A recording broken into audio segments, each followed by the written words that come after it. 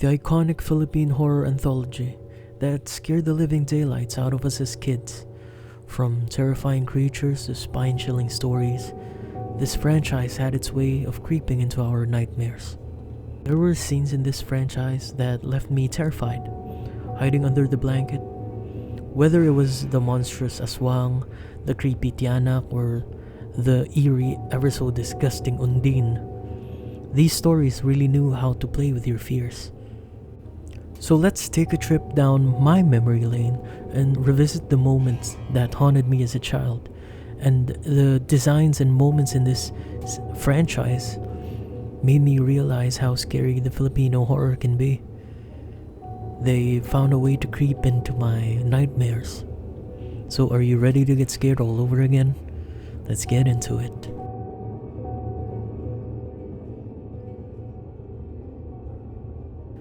The Undine is a small, aquatic, goblin-like creature that inhabits a local river that the episode protagonist stumbles upon. By playing by the river, the creature's eggs were stolen and played with by the other guests. The episode turns brutal as the Undine follows the protagonist and her friends back to her home in a vengeful quest to retrieve her eggs, no matter the cost. The Undine tracked down the friends one by one by appearing in their toilets, which apparently connects to the river, and attacking them while they shower or took to their business. The Undine also utilized its saliva, which acts like an acid, turning her victims into a disgusting pile of melting flesh.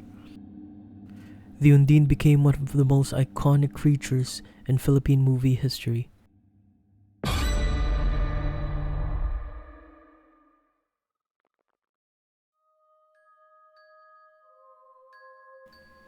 In Shake, Rattle and Roll 8's third segment, Yaya is a sinister and terrifying character. She is a seemingly kind and gentle nanny who takes care of a family's children, but beneath her calm demeanor lies a dark secret. She is secretly an aswang, a creature from Philippine folklore who can shapeshift, grow wings, have various supernatural abilities. They are also characterized to eat the internal organs of humans and animals.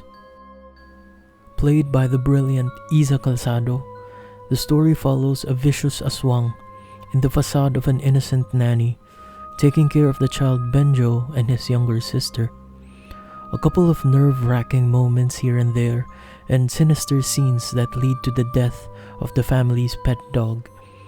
The episode slowly descends to a brutal and tense chase when the Yaya reveals her monstrous form. The Yaya's true form sends a chill down my spine. They always freak me out since I was a child. I had a Yaya of my own. This vile-looking aswang changed how I view them, as I always viewed aswangs as zombie-looking, and this is straight up demonic. The scenes that followed is a terrifying chase scene where Benjo needs to escape the Yaya with his baby sister. It's straight up nightmare fuel.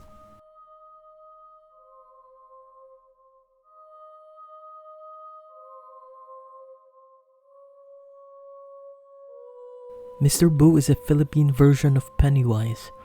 He haunts a television, dragging children into that television and collecting their souls as slaves. He is playful, creepy, and downright disturbing.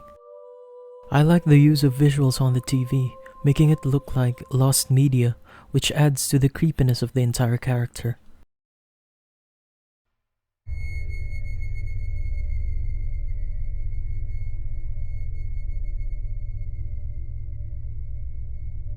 Now this gave me nightmares for days. The monster was genuinely scary. The scenes and supporting characters were all seemed grounded, and the setting was unnerving. The overall feel of the segment was brilliant and truly nightmare-inducing. LRT takes place in a desolate, abandoned train station where a group of unsuspecting passengers become trapped after boarding the final train of the night.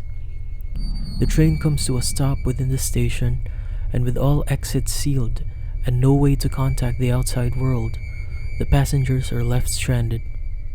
As they disembark and begin to search the station for an escape, a mysterious creature begins picking them off one by one to feed on them by making holes into their chests and eating their heart.